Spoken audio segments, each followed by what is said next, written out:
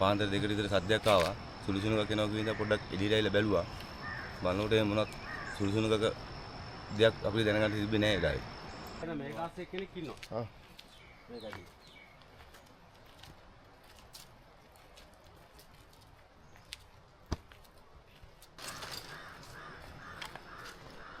අතන්ති ගන්න අපිට බලාගෙන බලන්න මිනි පොතක් කියන ගොඩ දානවාද? යන් එතන පින්නන්න මීටර්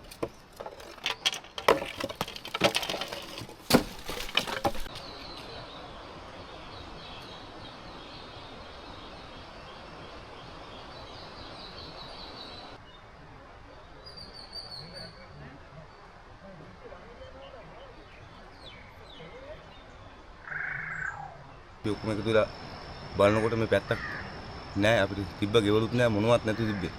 අපි නැවත පල්ලයට ඇවිල්ලා ගියා පන්සලට ගියා. පන්සලට ගිහිල්ලා පන්සලේ ඉඳලා තමයි උදේම ආව ඇවිල්ලා අපේ උඩා මල්ලි කෙනෙකු නගි කෙනෙකු හිටියා පෙදීපු නංගි බේර ගත්තා දරුවා නැති වෙලා හිටියා. ඒ පුංචිත් නැති වෙලා හිටියා. ඒ දෙන්නත් අරන් ඉස්පිරිතාලෙ ගිහිල්ලා බාර දීලා ඇවිල්ලා තමයි මේ ඔක්කොම සුද්ධ කරන මේ තියෙන මිනි ටික ගොඩ අරගෙන බුමු දාන කටයුතු කරන තැනට මේ තාමත් වෙහෙසෙන්නේ ඒ වෙනුවෙන් තමයි අපි වැඩ කරගෙන යන්නේ මේ.